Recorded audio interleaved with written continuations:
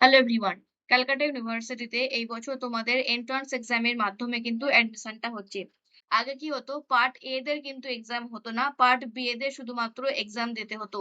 কিন্তু এখন মানে 2026 একাডেমিক ইয়ারে কিন্তু বোথ পার্ট এ আর পার্ট বি উভয়দেরই কিন্তু এন্ট্রান্স এক্সাম দিতে হবে। এবার এন্ট্রান্স এক্সামের প্যাটার্ন কি আছে আজকে আমরা সেটাই কিন্তু আলোচনা করব। এন্ট্রান্স টেস্ট এর যদি আমরা এখানে নিয়মগুলো দেখে নিই, যে এবছর তোমাদের যে এন্ট্রান্স এক্সাম হবে সেটা কিসের মাধ্যমে হবে। দেখো, এন্ট্রান্স এক্সাম অথবা ভাইবা ভয়েস বা ইন্টারভিউ হতে পারে। এবার ইন্টারভিউটা কিন্তু সমস্ত সাবজেক্টের জন্য নয়। যদি কোনো সাবজেক্ট এর মধ্যে থাকে, মানে archaeology, Buddhist studies, comparative Indian language or literature, linguistic, musicology, Pali or south east Asian studies, যদি এই সাবজেক্টগুলোর মধ্যে কারো সাবজেক্ট থাকে তাহলে কিন্তু এদের ইন্টারভিউ হবে। এদের কিন্তু কোনো রকম এক্সাম হবে না, এদের ইন্টারভিউ হবে। আর বাকি তোমার যদি অন্য কোনো সাবজেক্ট থাকে এইগুলি বাদে, তাহলে তোমাদের কিন্তু সম্পূর্ণভাবে এন্ট্রান্স এক্সামের মাধ্যমে অ্যাডমিশনটা হচ্ছে। এন্ট্রান্স টেস্টের প্যাটার্নটা যদি আমরা দেখি, দেখো এখানে তোমাদের যেটা প্যাটার্ন আছে সেটা হচ্ছে সিবিটি মোডে, মানে কম্পিউটার বেসড মোড। তোমাদের কম্পিউটারে এক্সাম হবে, যেমন তোমরা কম্পিটিটিভ এক্সাম দেখো ঠিক সেরকমই কিন্তু তোমাদের কম্পিউটারে কোয়েশ্চেন থাকবে, মাউসের মাধ্যমে তোমাদের ক্লিক করে অ্যান্সার দিতে হবে কোনটা সঠিক উত্তর। পরীক্ষার আমরা এখানে প্যাটার্নটা একবার দেখে নেব। প্যাটার্ন যেটা দেওয়া আছে দেখো, এমসিকিউ উইথ 4 অপশন, মানে তোমাদের যেটা কোয়েশ্চেন থাকছে সেটা হচ্ছে এমসিকিউ, ব্রড কোয়েশ্চেন থাকছে না। ফুল মার্কস থাকছে 100 নম্বর, নাম্বার অফ কোয়েশ্চেন থাকছে 50টা, সময় থাকছে 1 ঘন্টা, প্রত্যেকটা সঠিক উত্তরের জন্য 2 নাম্বার।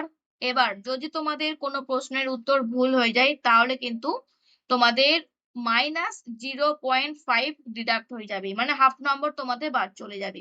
আর তুমি যদি কোনো প্রশ্নের উত্তর না দাও তাহলে কিন্তু এখানে 0 মার্কস থাকছে, মানে না কোনো নাম্বার কাটা হবে আর না তো তোমাকে কোনো নাম্বার এক্সট্রা দেওয়া হবে। তো তাহলে 50টা কিন্তু কোয়েশ্চেন থাকছে, প্রত্যেকটা কোয়েশ্চেনের মান 2 নম্বর, টোটাল আমাদের ফুল মার্কস থাকছে 100 নম্বর। এবার 100-র মধ্যে তোমরা যে যত পাবে তার ওপর তোমাদের কিন্তু মেরিট লিস্ট তৈরি হবে।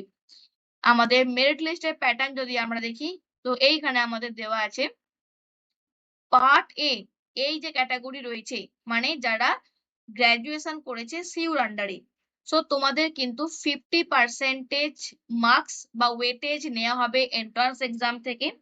আর বাকি যে 50% সেটা কিন্তু তোমাদের নেওয়া হচ্ছে অনার্স পেপার থেকে।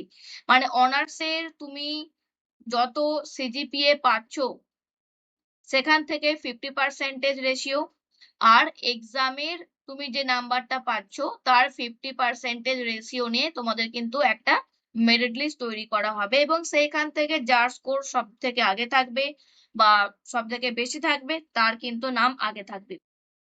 আর যারা পার্ট বি ক্যাটাগরির মধ্যে পড়ছে, মানে যারা ক্যালকাটা ইউনিভার্সিটির থেকে গ্রাজুয়েশন করেনি, তো তোমাদের কিন্তু সম্পূর্ণভাবে যেটা মেরিট লিস্ট তৈরি হবে সেটা হচ্ছে এন্ট্রান্স এক্সামের ওপর, মানে 100-র মধ্যে তোমরা যত নাম্বার পাবে তার ওপর তোমাদের মেরিট লিস্ট তৈরি হচ্ছে। জিনিসটা আমি বোঝাতে পারলাম। এরপর অনেকেই বলবে যে যদি আমাদের নাম্বার টাই হয়ে যায় তাহলে কি হবে। মানে মনে করো একজন স্টুডেন্ট 100-র মধ্যে মনে করো 70 পেয়েছে আর একজন স্টুডেন্টও মনে করো 70 পেয়েছে, তখন আমরা কি করব। দেখো তারও কিন্তু এখানে নিয়ম বলে দেওয়া রয়েছে। যদি ফার্স্ট টাই ব্রেকিং হয় both part A and part B, তাহলে কি হবে। ফার্স্ট টাই ব্রেকিং মানে মনে করো এন্ট্রান্স এক্সামকে যেহেতু এখানে বেশি প্রায়োরিটি দিচ্ছে, যদি এন্ট্রান্স এক্সামের মার্কস কারোর সেম হয়ে যায় তাহলে যেটা দেখা হবে, যে সমস্ত স্টুডেন্টরা বেশি নেগেটিভ মার্কিং করেছে তাদেরকে কিন্তু পরে রাখা হবে, আর যাদের নেগেটিভ মার্কিং কম তাদেরকে কিন্তু আগে রাখা হবে। মানে নেগেটিভ মার্কিং যাদের কম তাদেরকে আগে রাখা হবে, আর যাদের নেগেটিভ মার্কিং সব থেকে বেশি তাদেরকে কিন্তু তারপরে রাখা হবে। অর্থাৎ এখানে মনে করো 70-র মধ্যে একজন 20টা ভুল উত্তর দিয়েছে আর একজন মনে করো 10টা ভুল উত্তর দিয়েছে, তাহলে যে 10 নম্বরের মাইনাস করেছে সে কিন্তু এগিয়ে যাবে, আর যে 20টা ভুল উত্তর দিয়েছে সে কিন্তু তার পরে থাকবে। এইভাবে কিন্তু নেওয়া হবে টাই ব্রেকিং এর ক্ষেত্রে। আর তোমাদের মেরিট লিস্ট কিন্তু আলাদা আলাদা করে দেওয়া হবে, both part A part B, মানে পার্ট এ দের জন্য একটা সিরিয়াল থাকবে আর পার্ট বি এর কিন্তু একটা আলাদা সিরিয়াল থাকবে, এবং এইভাবে তোমাদের কিন্তু মেরিট লিস্ট তৈরি হবে এবং এর উপর ভিত্তি করে যে যেমন তোমরা নাম্বার পাবে সেই ওয়াইজ তোমাদের কিন্তু কাউন্সিলিং হবে। তো তাহলে আমাদের প্রত্যেকটা সাবজেক্ট, ইচ সাবজেক্ট এবং তার সঙ্গে part A plus part B উভয় স্টুডেন্টদেরই কিন্তু তাহলে এন্ট্রান্স এক্সাম হচ্ছে, এন্ট্রান্স এক্সাম হচ্ছে। জিনিসটা আমি তোমাদের বোঝাতে পারলাম এবং এই যে ছবিটা এটা তোমাদের পিডিএফ এ দেওয়া আছে, প্রসপেক্টাস থেকে তোমরা দেখে নিতে পারো। এবার আমি তোমাদের সিলেবাসটার কথা বলে দিই। তোমরা অনেকেই বলবে যে তাহলে আমাদের যদি এক্সাম হয় তাহলে আমরা পড়বো কি? দেখো, ওয়েবসাইটে তোমরা কিন্তু সেরকম কোনো সিলেবাস পাবে না। এবার প্রিভিয়াস ইয়ারে যেমন কোয়েশ্চেন তোমাদের এসেছিল তার উপর ভিত্তি করে আমি তোমাদের একটা জেনারেল আইডিয়া দিয়ে দিচ্ছি। সেটা হচ্ছে অনার্স, যেটা আমাদের মেজর সাবজেক্ট, মানে তুমি যে পেপারটা নিয়ে অনার্স পড়ছো সেই সাবজেক্ট থেকে তোমাদের কিন্তু কোয়েশ্চেন আসবে। এবার তার মধ্যেও ওভারঅল আমি যদি বলি, ফার্স্ট আর সেকেন্ড সেমিস্টারকে বেশি ফোকাস করো। আর এখান থেকে এর যেটা ওভারভিউ, মানে প্রত্যেকটা সাবজেক্টের যেগুলো সিসি পেপার, মানে কোর কোর্স, তো সিসি পেপারে যে সমস্ত চ্যাপ্টার গুলো ছিল সেইগুলোকে বেশি ফোকাস করো। আর তার সঙ্গে থার্ড ইয়ার যেহেতু তোমরা এখন পড়ছো অলরেডি, তো থার্ড ইয়ারেরও কিন্তু সিসি পেপার যেগুলো রয়েছে প্লাস ফার্স্ট এবং সেকেন্ড ইয়ারে যেগুলো সিসি পেপার রয়েছে সেইগুলো তোমরা ফোকাস করো।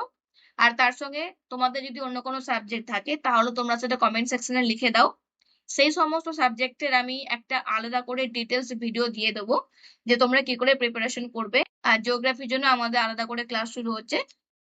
আর তোমাদের যদি আমি এক্সাম বলি, যে এক্সাম তোমাদের কোন মাসে হবে, তো তোমাদের এক্সাম কিন্তু যেটা হওয়ার পসিবিলিটি রয়েছে বা যে মাসে হবে সেটা হচ্ছে জুন মাসে। জুন মাসের মিডল উইক করে অথবা তোমাদের কিন্তু একদম লাস্টের আগের যদি কোনো রবিবার থাকে সেই রকম তোমার বার দেখে কিন্তু তোমাদের পরীক্ষাটা হতে পারে। এরপরে আসি এক্সাম সেন্টার, যে আমাদের যে এক্সামটা হচ্ছে এক্সাম সেন্টার কোথায় পড়তে পারে। তো এক্সাম সেন্টার যেটা তোমাদের পিডিএফ এ দেওয়া আছে সেটা হচ্ছে কলকাতাতে তোমাদের এক্সামটা হবে, অনলি কলকাতা। তোমাদের পরীক্ষা যেদিন হবে আশা করা যায় যে 7 দিন আগে অথবা 4 দিন আগে তোমাদের কিন্তু নোটিশ দিয়ে দেবে যে তোমাদের এখানে এক্সামটা পড়েছে এবং সেন্টার তোমার এইখানে। তো কলকাতাতে তোমাদের কিন্তু এক্সামটা হচ্ছে, সিবিটির মাধ্যমে তোমাদের এক্সাম হবে, এমসিকিউ তে তোমাদের কোয়েশ্চেনের প্যাটার্ন আসছে। প্রত্যেকটা জিনিস আমি তোমাদের সঙ্গে আলোচনা করে দিয়েছি। এবার এরপর তোমাদের যদি আরো কোনো কোয়েশ্চেন থাকে যে এটাও আমি বুঝতে পারছি না, তো সেটা তোমরা স্টাডি গ্রুপে অথবা এই ভিডিওর কমেন্ট সেকশনে তোমরা কমেন্ট করে দিও।